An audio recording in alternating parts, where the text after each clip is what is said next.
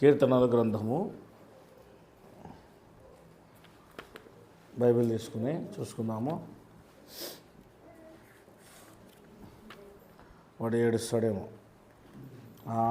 నువ్వు కూడా చదివి నేర్చుకోవాలబ్బా ప్రేమ్. గలాట ఎక్కువైపోతుంది చూడు. మీ అక్కయ్య సైలెంట్ ఉంటుంది, నువ్వు సైలెంట్గా ఉండవురా.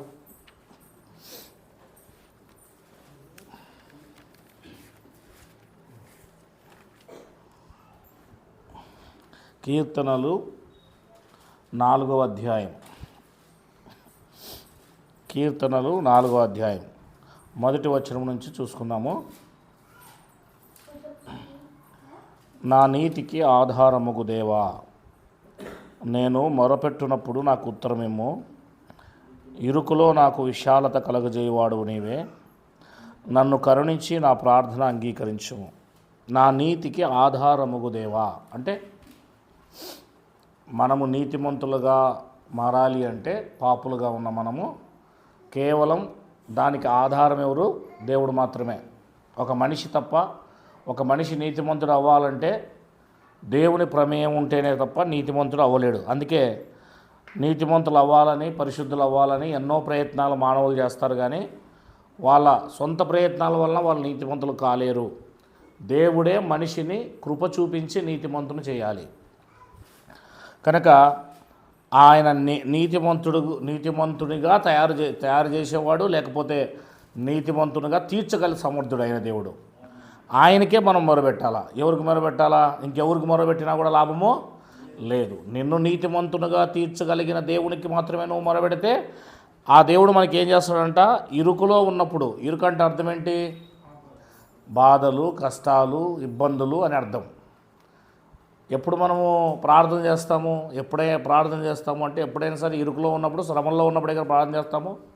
కష్టాలు ఉన్నాడే ప్రార్థన చేస్తాడు దేవుడికి. కనుక ప్రార్థనలో ఉన్నప్పుడు, ఇరుకులో ఉన్నప్పుడు దేవుడు విశాలంలోకి తీసుకొచ్చి నడిపిస్తాడు మనల్ని.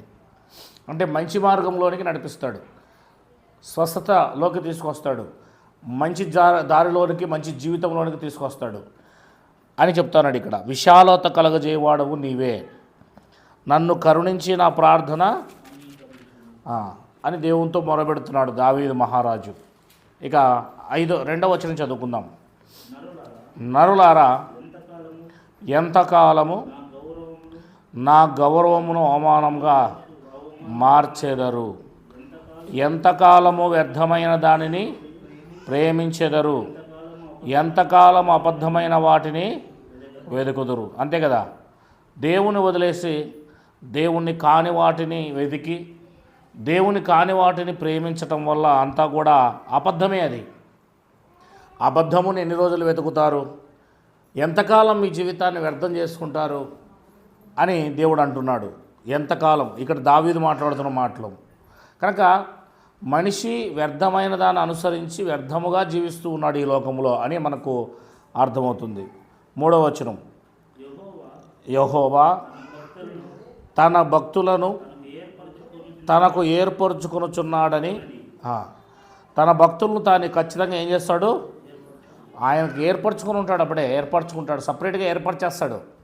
తన యందు ఎవరైతే భయభక్తులు కలిగి ఉంటారో, భక్తి కలిగి ఉంటారో వారిని దేవుడు ఏర్పరచుకుంటాడు. నేను యెహోవాకు మొరపెట్టగా ఆయన ఆలకించును.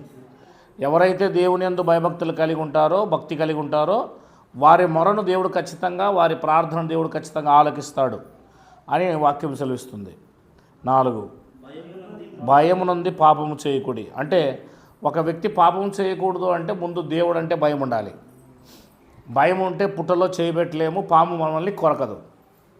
పాము ఉంది అని చెప్పేసి చేయబెడతాడు ఎవడైనా? పాము ఉంది అని తెలిసి చేయి ఎందుకు పెడతాడు? పాము కరుస్తుంది, సస్తానన్న భయం ఉంది కనుక చేయబెట్టడు. అందుకే దేవుడు అంటే తెలిసినవాడు, దేవుని యందు భయభక్తులు కలిగిన వాడు పాపము చేయడు. కనుక పాపము చేయకుండా ఉండాలి అంటే ముందు దేవుడు అంటే భయం ఉండాలి. అందుకే భయము నొంది పాపము చేయకుడి. మీరు పడకల మీద నుండగా మీ హృదయములో ధ్యానము, అది దేవుని గురించి భయముతో రాత్రి మీరు పడుకున్నప్పుడే ధ్యానం చేయాలంట. దేవుడు అంటే ఏంటో, అంటే దేవుడు అంటే ఏంటో ధ్యానం చేయాలంటే ముందు మనం బైబిల్ చదవాలా, దేవుని గురించి చదవాలా, దేవుని గురించి తెలుసుకోవాలా. అప్పుడు రాత్రి యందు పడక మీద పడుకున్నప్పుడే మనం భయభక్తులు కలిగి ధ్యానం చేస్తాం. దేవుణ్ణి ధ్యానం రాత్రి సమయంలో దేవుడు మనకు జ్ఞాపకం వస్తాడు. అప్పుడు మనం భయం కలిగి ఉంటామన్నమాట. 5వ వచనం చదువుదాం. నీతియుక్తమైన బలులు అర్పించుచు నీతియుక్తమైన బలులు అర్పించుచు యెహోవాను నమ్ముకోండి. మనం నమ్మాల్సింది దేవుణ్ణి, ఇంకెవరిని కాదు. ఎవరు నమ్మినా లాభం లేదు. దేవుని నమ్మితే మనకు ఖచ్చితంగా లాభం ఉంది. ఎందుకంటే దేవుడు ఎవరిని మోసమో చేయడు, మనిషి మోసం చేస్తాడు. 6 మాకు మేలు చూపువాడవని మాకు మేలు ఎవరు చేస్తున్నారు అని పలికే వాళ్ళు అనేకులు ఉన్నారంట. దేవుని మీద నిందేసేవాళ్ళు. యెహోవా నీ సన్నిధి కాంతి మా మీద, అయితే దేవుని యొక్క కాంతి మన మీద ప్రకాశింపజేయమని ఈయన అడుగుతున్నాడు. వారి ధాన్య ద్రాక్షరసములు విస్తరించిన నాటి సంతోషం కంటే అధికమైన సంతోషము నీవు నా హృదయంలో అది. కనుక ఈ దేవుని వెతకని వారు ఎవరైతే ఉన్నారో వారికి ధాన్యము ద్రాక్షరసము పంటలు అధికంగా వస్తాయంట. అవి దొరికినప్పుడు వాళ్ళు ఎంత సంతోషిస్తారు? పంటలు బాగా ఉన్నాయనుకో సంతోషించరా? ఎందుకంటే ఇంకా వారికి డబ్బులు బాగా వస్తాయన్నమాట. కానీ వాళ్ళు అలా సంతోషిస్తే నేను అలా సంతోషించను. ఎలా సంతోషిస్తాను? అధికమైన సంతోషంతో నీవు నా హృదయంలో పుట్టించితివి. అంటే దేవుని కలిగి ఉన్నానని నాకు సంతోషం ఉంది. నాకు ధనము ధాన్యము బంగారు ఇవి లేవు, ఇవి రావు. ఒకవేళ అవి కలిగిన వారు ఎంత సంతోషిస్తారో దానికంటే నేను ఎక్కువగా నిన్ను కలిగి ఉన్నందుకు నేను సంతోషిస్తున్నాను. దేవుని కలిగి ఉండటం మన హృదయంలో అదే సంతోషం, అంతకన్నా మించింది ఏది లేదు అని చెప్తా ఉన్నాడు. ఇకపోతే 8వ వచనం. యెహోవా నెమ్మదితో పండుకొని సరే కూర్చో. యెహోవా నెమ్మదితో పండుకొని నిద్రపోవుదును. నేను ఒంటరిగా ఉండినను నీవే నన్ను సురక్షితముగా నివసింపజేసేదవు. దేవుడు మనిషిని ఒంటరిగా ఉన్న సురక్షితముగా మనల్ని ఏం చేయగలడు? ఒంటరిగా నెమ్మదినిస్తాడు దేవుడు. ఎప్పుడు దేవుని మీద ఆధారపడిన వానికి నెమ్మది ఉంది. ఒంటరిగా పడుకున్నా కూడా సురక్షితంగా జీవిస్తాడు. అంటే ఎలాంటి అతనికి ఆపదలు ఉండవు అనమాట. దేవునిలో ఉన్నవాడికి నెమ్మది కలిగి ఉంటాడు అని చెప్తున్నాడు. ఒంటరి వాడైనా పర్వాలేదు, అతనికి దేవుడు సంరక్షకుడుగా ఉంటాడు అని చెప్తున్నాడు బైబిల్లో. 5వ అధ్యాయం 1వ వచనానికి వచ్చినట్లయితే, యెహోవా నా మాటలు చెవినబెట్టుము, నా ధ్యానము మీద లక్ష్యముంచుము. అంటే ఈయన ధ్యానం చేస్తున్నాడు దేవుని మీద, దాని మీద లక్ష్యముంచు దేవా అని ప్రార్థిస్తున్నాడు. నా రాజా నా దేవా నా ఆర్తధ్వని ఆలకించుము. అంతే. ఎవరిని ప్రార్థించాలి మనం? దేవుని కదా ప్రార్థించాలి. కనుక నా ఆర్తధ్వని నిన్నే నేను ప్రార్థిస్తున్నాను. యెహోవా ఉదయమున నా కంఠస్వరం నీకు వినబడును. ఉదయమున నా ప్రార్థనని సన్నిధిని స్థితము. ఉదయకాలంలోనే ప్రార్థన చేస్తున్నాడంటే, ఉదయకాలంలోనే దేవుని అడుగుతున్నాడంటే ఎవరు? దావీదు గారు. దేవుని దగ్గర కంఠస్వరం వినబడుతుంది, ప్రార్థన చేస్తున్నాడు. 4 నీవు దుష్టత్వమును చూచి ఆనందించే దేవుడవు కావు. దేవుడు దుష్టత్వాన్ని చూచి ఆనందించే దేవుడు కాదు. అంటే దుష్టులు కార్యాలు చేస్తే, దుష్ట జీవితాన్ని జీవిస్తే దేవుడు ఒప్పుకోడు. దుష్టత్వము నందు ఆనందించే దేవుడు కాదు. దుష్టత్వం అంటే దేవునికి అసలు నచ్చదు అని దేవుడు చెప్తున్నాడు. చెడుతనమునకు నీ యొద్ద చోటే, అసలు చెడుతనం చేస్తే దేవుడికి చోటే లేదంట. అంటే చెడుతనం చేసినా దుష్టత్వం చేసినా దేవుని దగ్గర వాడు ఉండలేడు, వాడి దగ్గరికి దేవుని దగ్గరికి వెళ్ళలేడు ఆయన అని చెప్తా ఉన్నాడు. 5 దాంబికులు నీ సన్నిధిని గర్విష్ఠులు. దాంబికులు అంటే ఎవరు? గర్విష్ఠులే కదా. నేను అనే స్వభావం గలవారు దేవుని సన్నిధిలో నిలబడలేరు. పాపము చేయవారందరూ దేవునికి అసహ్యులు. అబద్ధములాడు వారిని నీవు నశింపజేయదువు. కపటము చూపిన రహత్య జరిగించువారు యెహోవాకు అసహ్యులు. నేనైతే నీ కృపా అతిశయమును బట్టి నీ మందిరములో ప్రవేశించెదను. నీ ఎడల భయభక్తులు కలిగి నీ పరిశుద్ధాలయము దిక్కు చూచి నమస్కరించేదను. అంటే నేను కేవలం నీ మీద ఆధారపడతాను. ఇలా డంబు జీవితము, చెడుతనము, దుష్టత్వము, పాపము, అబద్ధము, కపటము ఇవన్నీ నాకు వద్దు. వీటిని నేను అసహించుకుంటున్నాను. ఎందుకంటే దేవుడు అసహించుకుంటున్నాడు కనుక. నేను నీ ఆలయంలోకి వస్తాను, నీ కృప మీద ఆధారపడతాను, నీ యందు నేను భయభక్తులు కలిగి ఉంటాను, నీ వైపు చూసి నేను నమస్కారం చేస్తాను. కనుక నాకు కావాల్సింది నీవు, అది కాదు అని చెప్పేసి దేవుని మీద ఆధారపడడానికి ఇష్టపడుతున్నదే దావీదు కనబడుతున్నాడు ఇక్కడ. యెహోవా నా కొరకు పొంచి ఉన్న వాని బట్టి నీ నిత్యానుసారముగా నన్ను నడిపింపుము, నీ మార్గము నాకు స్పష్టముగా కనపరచు. అంటే నా పట్ల చాలామంది ఏమవుతున్నారు, నన్ను చంపాలని లేకపోతే నా మీద పడాలని ప్రయత్నం చేస్తున్నారు. నేను నీ మీద ఆధారపడుతున్నాను, సహాయం చేసే బాధ్యత నీదే. వారి నోట యథార్థత లేదు, వారి అంతరంగము నాశనకరమైన గుంట, వారి కంఠము తెరిచిన సమాధి, వారు నాలుకతో ఇచ్చకములాడుదురు అని రాయబడి చూడు. అంటే నోట్లో యథార్థత లేదు, అంతరంగంలో నాశనం ఉంది, కంఠం తెరిస్తే సమాధే, నాలుగుతో ఇచ్చకలాడతారు. అంటే మనిషి ఏ రకంగా మారిపోయాడో దావీదు దేవునితో చెబుతా ఉన్న విషయం, దావీదు దేవునితో మాట్లాడుతున్న విషయాలు. కనుక ఇలాంటి మనుషులు ఉన్నారు దేవా, వారు నీ మీద తిరగబడి ఉన్నారు. వీళ్ళంతా ఎక్కడ తిరగబడినారు? దేవుని మీద తిరగబడ్డారు. యథార్థత లేనివాడు, అంతరంగంలో నాశనం ఉంచుకున్నవాడు, కంఠస్వరం సమాధిలా తెరిచినవాడు, నాలుగుతో మోసాలు చేసేవాడు, దేవుని మీదే తిరిగేవాడు, వాడు దేవునికి నచ్చనివాడు వాడు అని దావీదు చెప్తా ఉన్నాడు.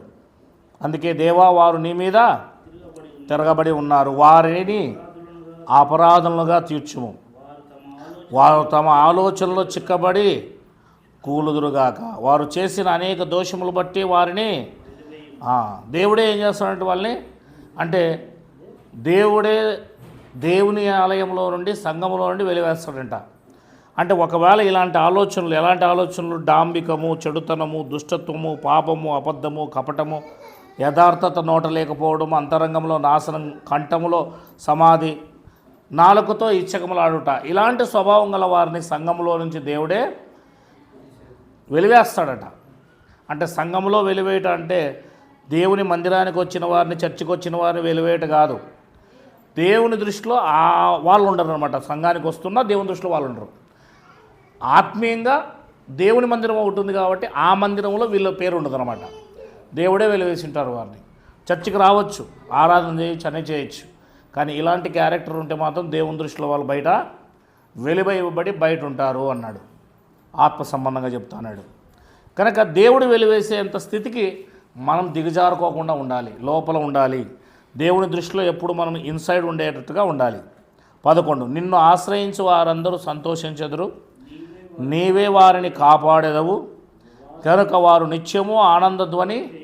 దేవుడు కాపాడే ప్రజలు ఎప్పుడు కూడా ఏం చేస్తూ ఉంటారు? దేవుణ్ణి ఆనందధ్వనితో దేవుని స్తుతిస్తారు, ఎప్పుడు దేవుణ్ణిలో ఆనందిస్తూ ఉంటారు. ఎందుకంటే దేవుడు వారిని కాపాడుతాడు కనుక.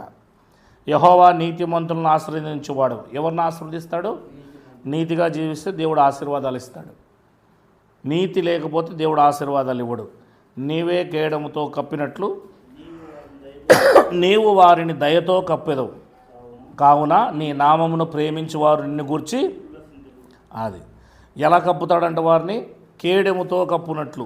కేడెము అంటే చేతిలో పోలీసు వాళ్ళు పట్టుకొని ఉంటారు చూడు, పైనుంచి కింద వరకు ఉంటుంది, అది ప్లాస్టిక్ది. మిలిటరీ వాళ్ళు వచ్చినప్పుడు కానీ రాళ్ళతో ఇసిరితే దాన్ని అడ్డం పెడతారు. డాలు అంటాము. డాల్ అనేది ఇంత మాత్రమే ఉంటుంది. కేడేమంటే మనిషి ఎంత ఎత్తుంటాడో అంత ఎత్తుంటుంది. అది మనిషి ఎంత ఉంటాడో అంత ఎత్తుంటుంది. అంటే దానితో దేవుడు ఏం చేస్తాడు? నీతిమంతుణ్ణి అలాంటి కేడెముతో కాపాడుతాడన్న దేవుడు. సేఫ్టీ అనమాట. అవతల నుంచి వాళ్ళు రాళ్ళతో కొట్టినా, కర్రలతో కొట్టినా, బుల్లెట్ కొట్టినా అది బుల్లెట్ ప్రూఫ్ మాత్రం ఉంటుంది. అది కేడెమంటారు దాన్ని. సేఫ్టీ. దేవుడే అడ్డంగా వస్తాడనమాట మనకి. నీతిమంతునికి దేవుడే అడ్డుపడతాడు. అంటే ఏమాత్రం కూడా నీతిమంతునికి దెబ్బలు తగలకుండా, నీతిమంతునికి శాపం రాకుండా కాపాడేది ఎవరు? దేవుడే. ఆయన దయ, ఆయన ప్రేమ, ఆయన ఆశీర్వాదాలు ఎప్పుడు నీతిమంతుల మీద ఉంటాయి. కేడములాగా దేవుడు నిలబడి ఏదైనా వస్తే ఆయన తగిలించుకుంటాడు. ఫస్ట్ ఆయన అడ్డుపడతాడు కనుక ఆయన దాటి ఏదీ రాదు నీ మీదికి. ఈ గోడ ఉందనుకో, అవతల నుంచి ఎంతమంది ఇస్తున్నా కూడా గోడకు తగులుతుంది తప్ప మనకు లోపలికి రాదు. అంటే దేవుడే ఒక గోడలాగా, ఒక కేడెంలాగా, ఒక దుర్గంలాగా అడ్డుపడతాడనమాట నీతిమంతునికి. అంటే నీతి ఎవరిలో ఉందో వారిని కాపాడే బాధ్యత, వారిని ఆశీర్వదించే బాధ్యత, వారి పట్ల మేలు చేసే బాధ్యతను దేవుడు తీసుకుంటాడు. వారిని ఎలాగైనా సరే పోషిస్తాడు అని బైబిల్ చెప్తుంది మనకి ఇక్కడ. ఇకపోతే 6వ అధ్యాయము 1వ వచనం నుంచి, యెహోవా నీ కోపము చేత నన్ను గద్దింపుకుము. దేవుని కోపం వచ్చిందనుకో చేసేది ఏంటంటే గద్దిస్తాడు. గద్దించడం అంటే అర్థం ఏంటంటే ఏదో దగ్గరికి పిలిచి దెబ్బలకిన కావాలా అని అనడం కాదు. కొట్టేస్తాడు. అనారోగ్య పాలవ్వచ్చు, నష్టం అవ్వచ్చు, కష్టాల్లో పడిపోవచ్చు, కాలు ఇరగొచ్చు, చెయ్యి ఇరగొచ్చు, మన జీవితాల్లో ఎన్నో రకాలుగా కుటుంబాల్లో గొడవలు జరగవచ్చు. అల్లాకొల్లం అయిపోతుంది అంతా మొత్తం టోటల్గా. కారణం ఏంది? దేవునికి మన మీద కోపం వచ్చింది అని అర్థం. ఆయన కోపానికి మనం బలవుతామన్నమాట. కోపం వల్ల దేవుడు ఏం చేస్తాడు? మనల్ని గద్దింపుకు. అందుకే అంటున్నాడు, దేవా నీ కోపం వచ్చిందనుకో మా పట్ల దయచేసి గద్దించొద్దు. ఆయన గద్దించాడంటే మన జీవితాలన్నీ కూడా తలకిందలు అయిపోతాయి ఒకటిసారి. దరిదాపులుగా 100 సార్లు పైకి వచ్చిందంటే జపాన్లో భూకంపం 7.5 రెక్టెల్ మీద, అంతే భయంకరంగా సునామీ వచ్చే హెచ్చరికలు కూడా ఉన్నాయని చెప్తున్నాడు. ఎంతమంది చనిపోతున్నారు, ఎంతమంది అక్కడ చెతగ్రాతులు అవుతున్నారు, ఎన్ని ఇండ్లు పడిపోతున్నాయి, ప్రాణాలు గుప్పిట్లో పెట్టుకుని బతుకుతున్నారు వాళ్ళు. ఆలోచన చేయండి. ప్రాణాలు గుప్పెట్లో పెట్టుకొని చచ్చిపోతున్నారు. భూకంపాల మీద భూకంపాలు, సునామీ రావడానికి కూడా హెచ్చరిక చేస్తున్నారు. సునామీ వచ్చిందంటే లేపకపోతుంది అందరినీ. కారణం ఏంది? దేవుని కోపం వచ్చింది. ఏమొచ్చింది? మీ నాయన కోపం వచ్చింది. చిన్నప్పుడు ఏం చేసేవాడు? మీరంతా చిన్నగా ఉన్నప్పుడు మా నాయన కోపం వస్తే బెల్ట్ ఎరిగేది. మీ నాయన కోపం వస్తే మీకు ఏమి ఇరిగేదో నాకు తెలియదు, కానీ మిమ్మల్ని కొట్టినాడో తేలిదు పాప మా మంచి. అదే కోపం వస్తే ఏం చేస్తాడు? దెబ్బలే గద్దిస్తాడు. అట్లా దేవునికి కూడా కోపం వస్తే మనుషులు ఏం చేస్తాడు? గద్దిస్తాడు. ఎందుకు గద్దిస్తాడు అని అంటే ఆయన ప్రాణం పోకుండా నిన్ను కాపాడడానికి ప్రయత్నం చేస్తాడు. చిన్న చిన్న వాటితోనే మనల్ని సరిచేయడానికి ప్రయత్నం చేస్తాడు. అది సరిచేయడమే ఆయన పని. ఎందుకు గద్దిస్తాడు చూడండి ఒకసారి. 12వ అధ్యాయము హెబ్రీయులకు రాసిన పత్రిక 6వ వచనం చదవండి. దేవుడు ఎందుకు గద్దిస్తాడు? ఎందుకు శిక్షిస్తాడు? గద్దించకపోతే, శిక్షించకపోతే సరైన రూట్లోకి రాలేం, సరైన మార్గంలోకి రాలేం. నా కుమారుడా దేవుడు చేయు శిక్షను తృణీకరించుకో. దేవుడు నిన్ను గద్దించినప్పుడు విసుకొద్దు. దేవుడు మనల్ని గద్దించినప్పుడు మనం విసుక్కూడదు. చూడండి, చాలామందికి ఎగ్జామ్లో ఫెయిల్ అయితే దేవుడిని నమ్మడం వదిలేస్తారు. ఉద్యోగం రాకపోతే దేవుణ్ణి నమ్మడం వదిలేస్తారు. దేవుని మీద ఏం చేస్తారు? విసుక్కుంటారు. అక్కడ విసుక్కోద్దని చెప్పినాడు. అక్కడ ప్రాణం బాగా రాకపోతే విసుక్కుంటారు దేవుని మీద. అనారోగ్య పాలైనప్పుడు బాగా కాకపోతే దేవుని మీద విసుక్కుంటారు. దేవుని మీద విసుక్కోకూడదనే దేవుడు ఏం చేశాడు? నేను పరీక్షించడానికే ఇచ్చాడు. నువ్వు విసుక్కోకుండా నీవు ఎంతటి వాడవో నీ విశ్వాసం ఏంటో కనపరచు. నువ్వు గొప్ప విశ్వాసవి అయితే కనపరచు. అందుకే దేవుడు అదే పనికి వాటిని అనుమతిస్తాడు. ఆ దేవుడు గద్దించినప్పుడు విసుక్కుము. తర్వాత దేవుడు తాను ప్రేమించు వారిని శిక్షిస్తాడు, దండిస్తాడు. సంభాషించాను. ఎందుకు శిక్ష పొందుతున్నావు నువ్వు అంటే దాని ఫలం పొందడానికి. మీరు సహించండి.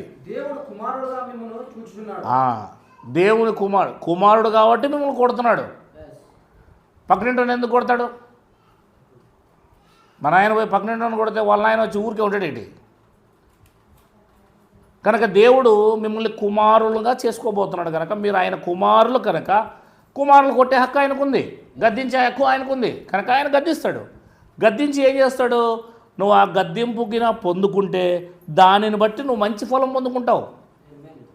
నీకు మంచి ఫలాన్ని ఇవ్వబోతున్నాడు. శిక్షకు ఫలం ఉందంట. శిక్షకు ఫలం. శిక్ష పొందుకుంటున్నావు అంటే దాని వెనకాల దేవుడు ఏమి ఇవ్వబోతున్నాడు? నీకు బహుమతి ఇవ్వబోతున్నాడు. అది కుమారులుగా మిమ్మల్ని చొచ్చున్నాడు. అంతే కదా. ఏ తండ్రి అయినా సరే శారీరకంగా ప్రతి కుమారుని శిక్షిస్తాడు. కుమారులైన వారందరూ శిక్షలో పాలు పొంది ఉన్నారు. మీరు పొందకపోతే దుర్బీజులే కానీ కుమారులు కారు అని రాయబడింది చూడండి.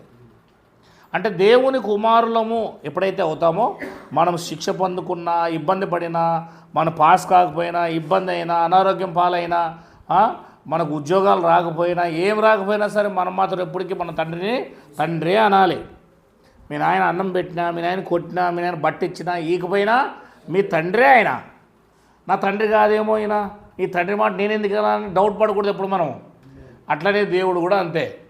నీకు ఉద్యోగం ఇస్తే దేవుడా, నీకు చదువు 10th క్లాస్ పాస్ చేస్తే దేవుడా, నీకు జీతాలు వచ్చేస్తే దేవుడా, నీ ఆరోగ్యం బాగేటట్లు దేవుడా, నీ కొడుకు పుడితే దేవుడా, నీ కూతురు పుడితే దేవుడా, నీ పొలం అంతా పండితే దేవుడా, లేకపోతే దేవుడు కదా ఆయన నీకు, లేకపోతే నువ్వు ఆయన మొక్కవా? మనుషులు ఎట్లా తయారవుతామంటే నాకు ఇది చేస్తేనే ఆయన దేవుడు, ఆయన ఆరాధిస్తా. కాదు, మీ నాన్న నీకు మేలు చేసిన నాన్నే, కీడు చేసిన నాన్నే.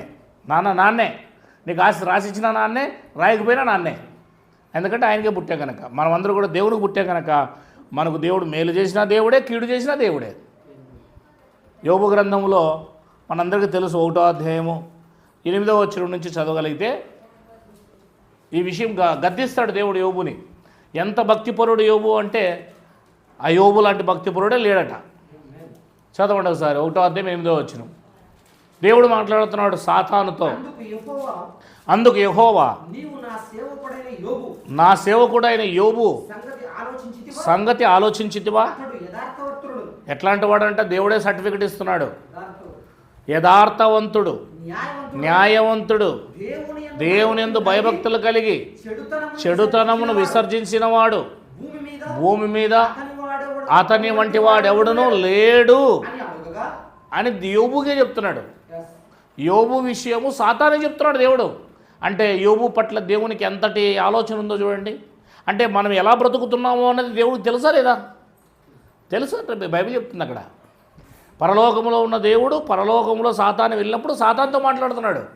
చూసినావా, భూమి మీద ఉన్నాడు యోబు, నా ఎంత భయభక్తులు కలిగి ఉన్నాడు చూసావా అంటున్నాడు.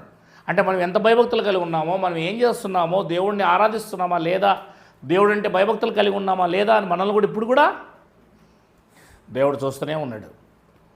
దేవుడు ఎప్పటికి కూడా చూడకుండా ఉన్నాడు. మనల్ని ప్రతిక్షణం అనుక్షణం పరీక్ష చేస్తూనే ఉన్నాడు దేవుడు.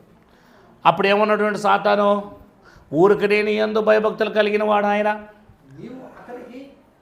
నీవు అతనికి అతనికి కలిగిన సమస్తమునకు కంచె వేసితివి కదా, నీవు అతని చేతి పనిని దీవించుట చేత అతని ఆస్తి. అంటే దేవుడే మనల్ని ఆశీర్వదిస్తేనే, చేతి పనిని ఆశీర్వదిస్తేనే మనం బహుగా గొప్పవాళ్ళం అవుతాం. అర్థమవుతుందా? నీ పంట పండాలన్నా దేవుడిని ఆశీర్వదించాలా, నీ పంట లేచిపోవాలన్నా ఎవరు ఆశీర్వదించాలి? దేవుడే శిక్షించాలా. మన చేతుల్లో పని ఏం లేదు అక్కడ, అంతా దేవుని కృప మాత్రమే. కనుక యోబు దేశంలో గొప్పవాడుగా అయ్యాడు అంటే దాని వెనకాల ఎవరున్నారు? దేవుని కంచె ఉంది, దేవుడు ఉన్నాడు. అప్పుడు ఏం చెప్పాడు సాతాను?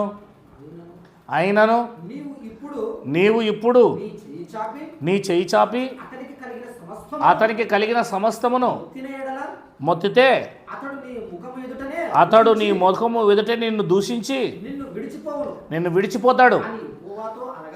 దేవుడికి సాతానికి మధ్యలో, దెయ్యానికి దేవునికి మధ్యలో పోటీ. మధ్యలో ఎవరు ఇరుక్కుపోయారు? భక్తుడైన యోబు. ఇటుపక్క దేవుడు, ఇటుపక్క దెయ్యం, ఇటుపక్క యోబు అనే మనిషి. ఇతను భయభక్తులు గలవాడు, మంచి భక్తి గలవాడు, దేవుడు అంటే ఇష్టగలవాడు. అందుకే దేవుడు అతను ఏం చేశాడు? ఆశీర్వదించాడు. ఇది నీతిమంతుడు కనుక దేవుడు అతన్ని ఆశీర్వదిస్తున్నాడు. ఇతని మీద రిపోర్ట్ చెప్పడానికి స్వర్గానికి దేవుడి దగ్గరికి వెళ్ళాడు వీడు.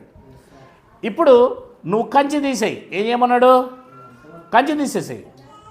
అతని చుట్టూన్న కంచె తీసేయి. అంటే నీ కాపుదల, నీ చెయ్యినికి తీసేయి, నీ ఆశీర్వాదం వెనక్కి తీసుకో.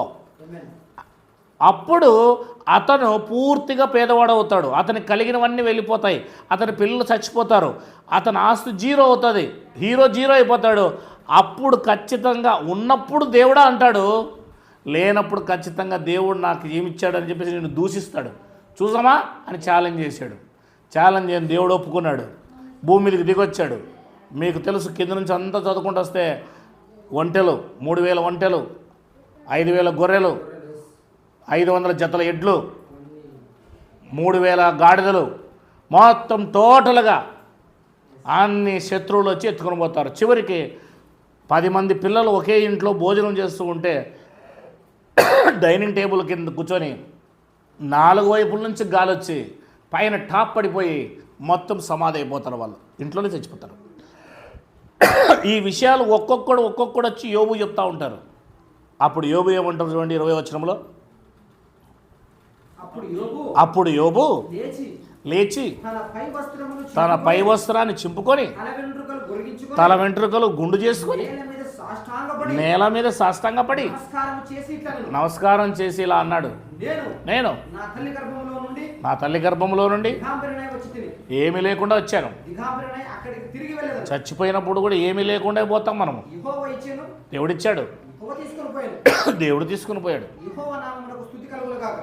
దేవుని మీద ఎదురు తిరిగాడా, దేవుని స్తుతించాడా?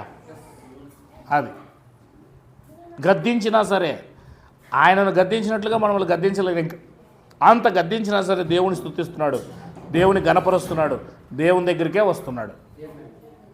కానీ మనము కొంచెం ఏదైనా ఏపాటికే,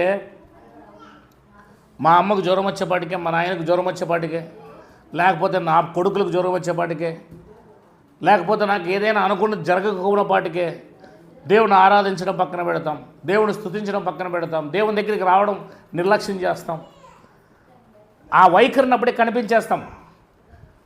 అంటే మన దేవుని పట్ల మనం సరైన ప్రేమను చూపించడం లేదని అర్థం, మన తండ్రిని మనం గౌరవించడం లేదని అర్థం. మీ నాన్న ఏదో కొట్టాడని చెప్పేసి మాట వినకుండా ఎట్లుంటారు? రే నీళ్ళు లేపరా, నిన్న రాత్రి కొట్టించాడు బాగా ఫుల్గా, పొద్దునే నీళ్ళు లేపరా అంటే నేనెందుకు పోతాను అప్పుడే వైఖరి చూపిస్తా అంటాడు. తండ్రి మాట వినడు, తండ్రికి దూరం పోతా అంటాడు. కొడతావా నన్ను? వానికి చెప్పుకో, పెద్దోనికి చెప్పుకో, చిన్నోనికి నన్ను కొడతావా నువ్వు రూమ్లోకి వేసుకొని అని వైఖరి చూపిస్తూ ఉంటాడు. నా తండ్రే కదా, నా మంచిగే కదా, నేను బాగుండాలనే కదా కొట్టాడు, నేను మారాలనే కదా కొట్టాడు. నా తండ్రి కొట్టకపోతే ఇంకెవడు కొడతాడు? తప్పైనా ఒప్పైనా కొట్టే హక్కు ఆయనకు ఉంది. నన్ను పెంచాడు, పోషించాడు, పెద్ద చేశాడు కనుక ఈ శరీరం ఆయనది, ఆయన ఇచ్చింది. నన్ను గొంతు పిసికి సన్నప్పుడే చంపేసింటే అనుకుని తెలివిగలవాడు నాన్న సరే నాన్న అన్నం అంటే ఆ నాన్నకే కంట్లో నీళ్ళు వస్తాయి. చెప్పినప్పుడు రాత్రి కొట్టాను కదరా వీడు నా మాట ఎంత బాగా వింటున్నాడని ఆ నాన్నే దుఃఖపడతాడు. అదే దేవుడికి కావాలి. ఇప్పుడు ఆ మాట అనగానే దేవుడు ఏమన్నాడు తెలుసా? చూసావా, అన్యాయంగా నన్ను ప్రేరేపించావు. యోబు ఏమంటున్నాడు తెలుసా? నన్ను దూషించనే లేదు అన్నాడు అనమాట. నోటి మాట వలన అతను దూషించనే లేదంట దేవుణ్ణి. కానీ మనం ఎన్నిసార్లు దేవుణ్ణి దూషిస్తున్నాము, మన కన్న తండ్రిని ఎన్నిసార్లు బాధపెడుతున్నామో ఒకసారి గమనించాలి. మనం ఆయన పట్ల ప్రేమ లేని వైఖరిని ఎన్నిసార్లు కనపరుస్తున్నామో, ఆయన పట్ల ఇష్టం లేని వైఖరిని ఎన్నిసార్లు కనపరుస్తున్నామో, ఆయన ఎంత దుఃఖపడుతున్నాడో మనం గమనించాలి. అందుకే పరిశుద్ధాత్మను దుఃఖపరచుకుడి అంటారు బైబిల్లో. నా ఆత్మ సంతాపం అందుతుంది, నేను ఏడుస్తున్నాను అంటున్నాడు దేవుడు. దేవుడు ఏడుస్తున్నాడట, దేవుడు సంతాపడుతున్నాడట బైబిల్ అంటుంది. దుఃఖపెట్టకండి నా ఆత్మను అంటున్నాడు ఆయన. అంటే దేవుడు దుఃఖపడుతున్నాడు అని అర్థం. కనుక దేవుని దుఃఖపెడితే, మన తండ్రిని దుఃఖపెడితే మనకి ఏమైనా ఆశీర్వాదం వస్తుందా? కన్న తండ్రిని దుఃఖపెడితే ఆశీర్వాదం రాదండి ఏ కొడుకు కూడా. తల్లిదండ్రులను దుఃఖపెట్టినోడు ఎప్పటికీ బాగుపడు, ఆశీర్వాదం పొందుకోడు. కనుక ఎలాంటి వాళ్ళైనా సరే తల్లిదండ్రుల మాట విని, తల్లిదండ్రులకు లోబడి, తల్లిదండ్రులు ప్రేమిస్తే ఆ ఆశీర్వాదం సంపూర్ణంగా మన మీద ఉంటుంది. వాళ్ళ ఆయుష్ కూడా మనకు వస్తుంది. అందుకే దేవుడు ఏమంటున్నాడు అంటే, ఆ దేవుడు తండ్రితో పోల్చుకుంటున్నాడు. మీ తండ్రి ఎట్లాంటి వాడు, నేను అట్లాంటి వాడినే. మీరు నా పిల్లలు కనుక నేను శిక్షిస్తున్నాను, నాకు హక్కు ఉందిరా అంటున్నాడు ఆయన. మీకు ఆహారం పెట్టింది నేనే, గాలినిచ్చింది నేనే, సూర్య చంద్రునిచ్చింది నేనే, ఈ లోకంలో బ్రతకడానికి బ్రతికిచ్చింది నేనే. కనుక నాకు హక్కు ఉందిరా. మిమ్మల్ని మార్చుకోవడానికి, మిమ్మల్ని బాగు చేసుకోవడానికి నేను కొడుతున్నా, బాగు చేసుకోవడానికి అది అటు పోవద్దని చెప్తున్నా అని దేవుడు బాధపడుతున్నాడు అనమాట. ఈ విషయం గమనించలేకపోతున్నాం మనం. అందుకే కీర్తన గ్రంథానికి వస్తే 6వ అధ్యాయం వల్ల మనం చూస్తున్నాము, యెహోవా నీ కోపము చేత నన్ను గద్దింపుకము, నీ ఉగ్రతతో నన్ను శిక్షింపుకము. యెహోవా నేను కృషించి ఉన్నాను, నన్ను కరుణింపుము. యెహోవా నా ఎముకలు అదురుచున్నవి, నన్ను బాగు చేయము. దేవుని ముందు ప్రాణం అదురుతుందంట. ఎముకలన్నీ కూడా ఏమవుతున్నాయి? గడగడ వణుకుతున్నాయంట. ఎందుకు? ఆయన ఏం చేస్తాడని భయపడుతున్నాడు. పోలీసు వాళ్ళు ఉన్నారనుకోండి, మనల్ని తీసుకుపోయి లోపలికి పడేస్తారనుకోండి, ఇంకా ట్రైనింగ్ ఇస్తారన్నమాట పోలీసు వాళ్ళు కొట్టేకి. మనం చెప్పాలి కదా వాళ్ళ ముందు. లోపలికి తీసుకుపోయి ఇంక మొత్తం డ్రైవర్ మీద నిలబెడతాను నేను. ఇంకా నీకు ముందు ఇప్పుడు ఏమవుతుంటుంది, ఇంకా ప్రాణము ఏసీలో కూడా చెమటలు కారుతుంటాయి. వాంచి పడేసి రెడీగా ఉంటారు వాళ్ళు. అప్పుడే కర్రలు పట్టుకొని ఒకడొకడు ముందుకు వస్తుంటారు. గడగడ గడగడ చెలిజోరం వస్తుంటుంది. అట్లే ఎక్కడిదక్కడ కాళ్ళల్లో చేతుల్లో ఎముకలన్నీ కూడా కొట్టుకుంటుంటాయి, ప్రాణం కొట్టుకుంటుంటుంది. అట్లనే ఇతని ప్రాణం కొట్టుకుంటుందంట. దేవుడు నన్ను గద్దిస్తాడేమోనని, దేవుడు నన్ను శిక్షిస్తాడేమోనని. ఎలా శిక్షిస్తాడో తెలియదు కదా. దేవుడు అనుకుంటే ఏ రకంగా శిక్షించవచ్చు మనిషిని. అందుకే దేవుడితో ఏమని వేడుకుంటున్నాడంటే, అయ్యా నా ప్రాణం బహుగా అదురుచున్నది, యెహోవా నీవు ఎంతవరకు కరుణింపకై ఉందువు, యెహోవా తిరిగి రమ్ము, నన్ను విడిపింపుము, నీ కృపను బట్టి నన్ను రక్షింపుము. మరణమైన వారికి నిన్ను గూర్చి జ్ఞాపకం లేదు, పాతాళములు ఎవరు నీ కృతజ్ఞతలు చెల్లించేదరు. అంటే అర్థం ఏంటి, నన్ను చంపొద్దు అంటున్నాడు ఇక్కడ. నేను చచ్చిపోయిన తర్వాత పాతాళానికి వెళ్ళిన తర్వాత నీకు స్తుతులు అర్పిస్తానా, నేను ఆరాధిస్తానా, నేను స్తుతిస్తానా, నేను గణపరుస్తానా, నేను మహింపరుస్తాను. పాతాళానికి వెళ్ళిన తర్వాత అక్కడ ఇంకేముండదు కదా. నాకు బ్రతుకు ఇవ్వయ్యా, నాకు జీవము ఇవ్వయ్యా, బతుకుతానయ్యా. ఈ బ్రతుకుని నేను స్తుతిస్తానయ్యా. మందిరానికి వస్తే నేను గణపరుస్తానయ్యా, నేను కృతజ్ఞతలు అర్పిస్తానయ్యా. నీకు కృతజ్ఞత స్తుతులు కావాలి కదయ్యా, ఆరాధన కావాలి కదయ్యా. అక్కడికి నన్ను చంపేసావనుకో, నేను పాతాళానికి వెళ్తాను. అక్కడికి వెళ్ళిన తర్వాత నిన్ను స్తుతించను కదా. మృతులైన వారు ఎలా స్తుతిస్తారు? బ్రతుకున్నా నేనే స్తుతిస్తాను. నాకు బ్రతుకునివ్వయ్యా అని కోరుకుంటున్నాడు ఇక్కడ. 6 నేను మూలుగుచో అలసి ఉన్నాను, ప్రతి రాత్రియు కన్నీరు విడుచు నా పరుపు తేలజేయుచున్నాను. సరే, రాత్రంతా ఏడుస్తున్నాడంట ఆయన. భయపడుతున్నాడు దేవుడు అంటే ఏమవుతుందో ఏం కోతుందని. నా కన్నీళ్ళ చేత నా పడక కొట్టుకొని పోవచ్చున్నది, విచారణ చేత నా కన్నులు గుంటలు పడుచున్నవి, నాకు బాధ కలిగించు వారి చేత అవి చివికి ఉన్నవి. యెహోవా నా రోదన ధ్వని విని ఉన్నాడు, పాపం చేయవారులారా మీరందరూ నా ఎదురండి తొలగిపోడు. యెహోవా నా విన్నపు ఆలకించి ఉన్నాడు, యెహోవా నా ప్రార్థన ఆలకించును. నా శత్రులందరూ సిగ్గుపడి బహుగా అదరుచున్నారు, వారు ఆకస్మికంగా సిగ్గుపడి వెనక్కు వెళ్ళదురు అని రాయబడించాడు. కనుక ఎలా గద్దిస్తాడంటే శత్రువులు వస్తున్నారు ఆయన మీదకి. ఎవరు వస్తున్నారు? వేరే రాజ్యాలను, వేరే శత్రువులు పెడతాడనమాట గద్దించడానికి. అందుకే దేవునితో వేడుకొని ఏమంటాడంటే, ఆ శత్రువులు నా మీదకి రాకుండా చూడు, ఆ శత్రువులు అలాగే పారిపోయేటట్టు చెయ్యి. వాళ్ళు వస్తే నన్ను చంపేస్తారేమో, చచ్చిపోతే నేను పాతాళానికి వెళ్ళిన తర్వాత ఎవరు స్తుతిస్తారు చెప్పు, నేను ఎవరు ఆరాధిస్తారు చెప్పు. నేను బ్రతుకుంటాను, వారి నుంచి నన్ను కాపాడు, నేను నీ దేవాలయానికి వచ్చి ఆరాధిస్తాను, నేను స్తుతిస్తాను. కనుక నన్ను చంపొద్దు, నన్ను గద్దించవద్దు, నన్ను శిక్షించవద్దు. నా ప్రాణం లోపల భయపడుతుంది, హృదయంలో భయం వేస్తుంది నాకు, నువ్వు ఏం చేస్తావునని అని దేవుడి దగ్గర ఏం చేస్తున్నాడినా ప్రార్థిస్తున్నాడు. కనుక మనం చూసిన కీర్తనలు వ్యత్యాసమైనవి. ప్రార్థనతోనే ఆరంభమై ప్రార్థనతోనే ముగించింది. కనుక దేవుడు సహాయం చేస్తాడని దేవుని మీద ఆధారపడుతున్నాడు. మనం కూడా ఎవరి మీద ఆధారపడాలి?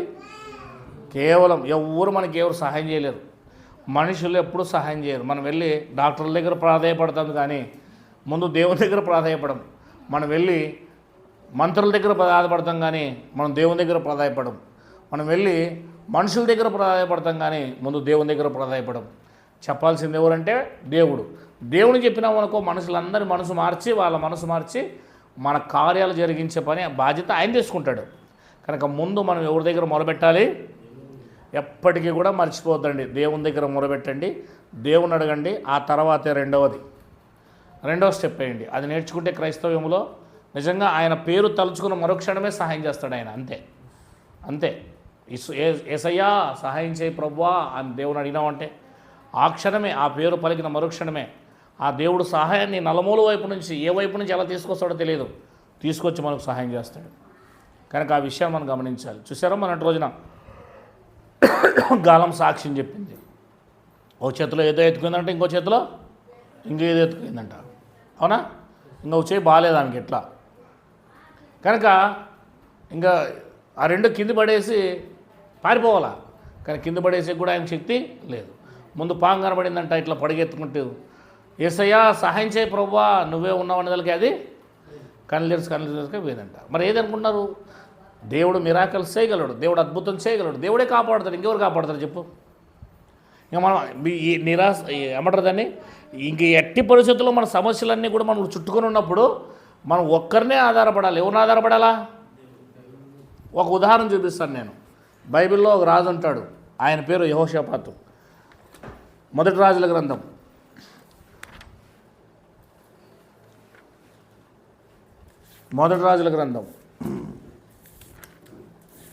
20 ముగించే ముందు ఇదొకటి చూడండి.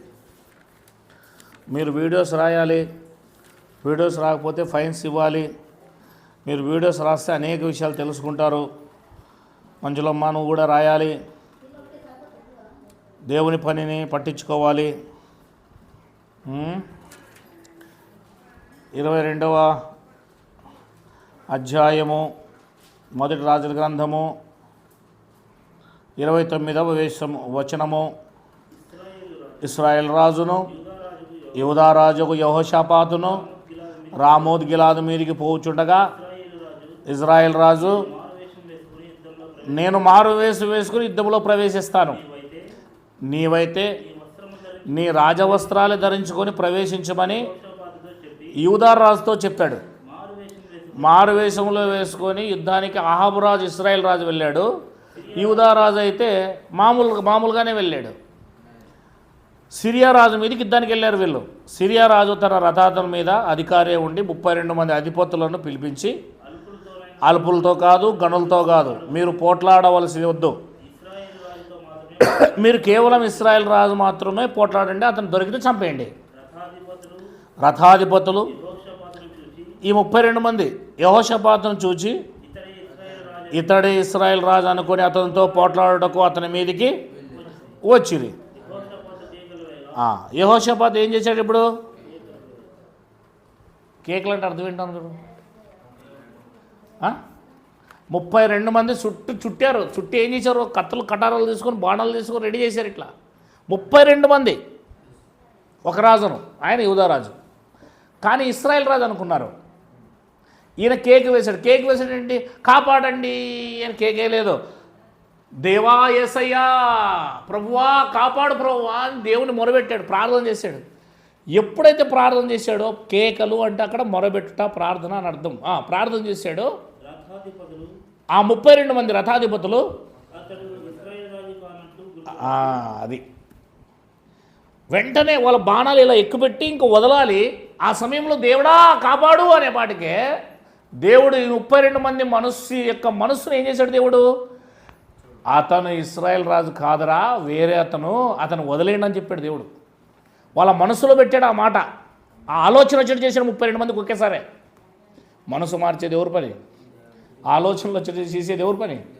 వాళ్ళ హృదయాల్లో వెంటనే ఏం చేశాడు తెలుసు దేవుడు, అతను ఇశ్రాయేల్ రాజు కాదురా అని ఒకేసారి 32 మందికి ఆలోచన వచ్చేది చేశాడు చూడు.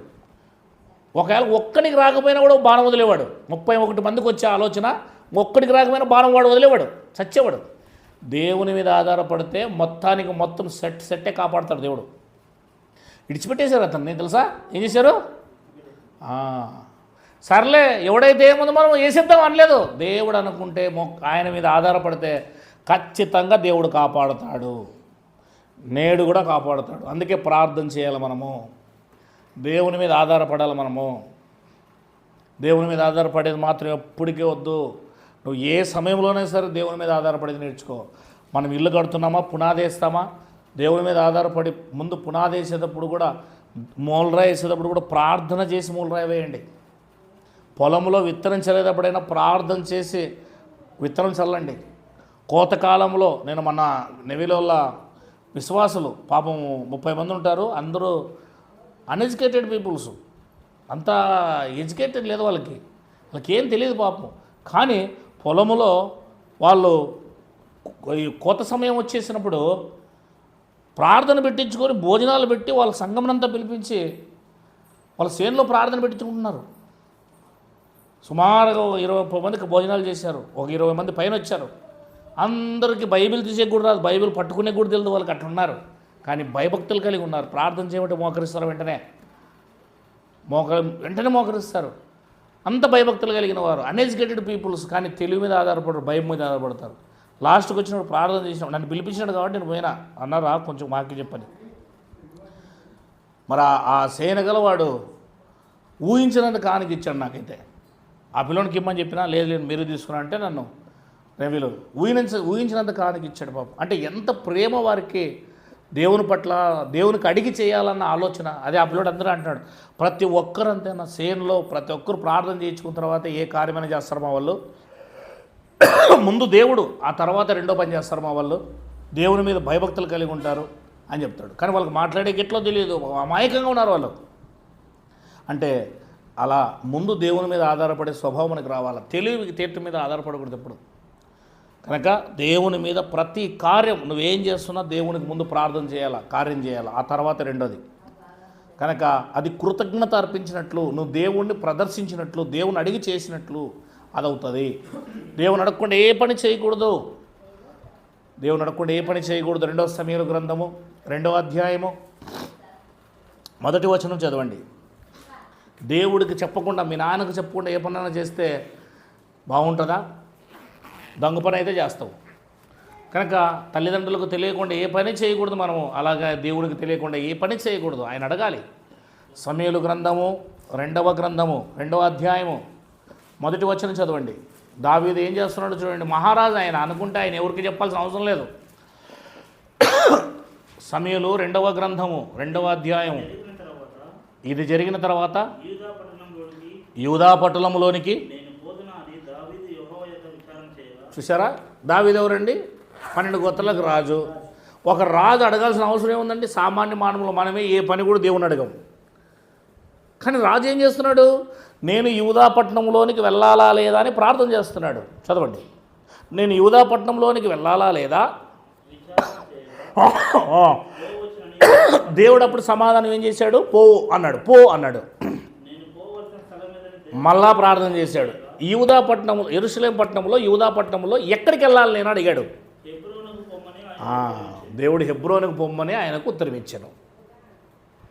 చూసారా? దావీదు మహారాజే 12 గోత్రాలకు, ఒక దేశానికి రాజు, ప్రధానమంత్రి అనుకో ఆయన. మన మోదీ ఎలాంటి వాడో అలాగా దేశానికే 12 గోత్రాల వారికి, కొన్ని కోట్ల మందికి రాజు ఆయన. అట్లాంటి వాడే అయ్యా నేను యూదా దేశానికి వెళ్ళమంటావా అని ప్రార్థన చేశాడు. పో అన్నాడు. ఎక్కడికి వెళ్ళమంటావు ప్రభువా? ఫలానా చోటుకి వెళ్ళు. దేవుడు చెబితేనే ప్రార్థన చేసి వాళ్ళు ప్రతి ఒక్కరు దేవుణ్ణి అడిగిపోతున్నారు.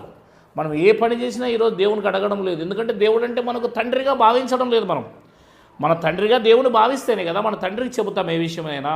మీరు కుమారులు అయితే కదా చెప్తారు ఆయనకు. ఏ విషయం ఈయనకు చెప్పకుండా చేస్తే ఆయన ఎంత బాధపడతాడు? నా పిల్లలు నాకు చెప్పకుండా చెప్తున్నారా అంటాడు. తండ్రికి చెప్పే చేయాలి ఏ పనైనా సరే. నాన్న నేను ఈ పని చేయాలనుకుంటున్నాను, నాన్న ఇది చేయాలనుకుంటున్నాను. అప్పుడు ఆయన గౌరవం, ఆయన నన్ను గౌరవిస్తున్నారు, నాకు చెప్తున్నారు నా కొడుకులని ఆయన ఎంతగానో ఆనందిస్తాడు. అట్లనే దేవుడు మన తండ్రి ప్రతి పని అడిగేసినా ఆయనకు చెప్పాలి. ప్రతి విషయంలో ఆయనకి చెప్పడం మనం నేర్చుకోవాలి. ప్రభా ఈ పని చేయాలనుకుంటున్నాను, మరి నేను చేయమంటావా లేదా? ఏదో రకంగా దేవుడు మనతో సేవకుడు ద్వారానో, బైబిల్ చదివినప్పుడో, ఇంకో రకంగా మనతో మాట్లాడతాడు. కనుక మన జీవితాలు అలా ముందుకు పోతాయి. అలా ఆధారపడడం నేర్చుకోండి, దేవుడు మనతో స్నేహం చేస్తాడు. ఇది మంచిది. ఈ మంచి లక్షణాలు కలిగి మనం ఉండాలి. సొంత ఆలోచనలు ఎప్పుడు చేయకండి. అది మంచిది కాదు. అది దేవుని పిల్లల యొక్క స్వరూపం కాదు. అది ప్రార్థన చేసుకుందాం.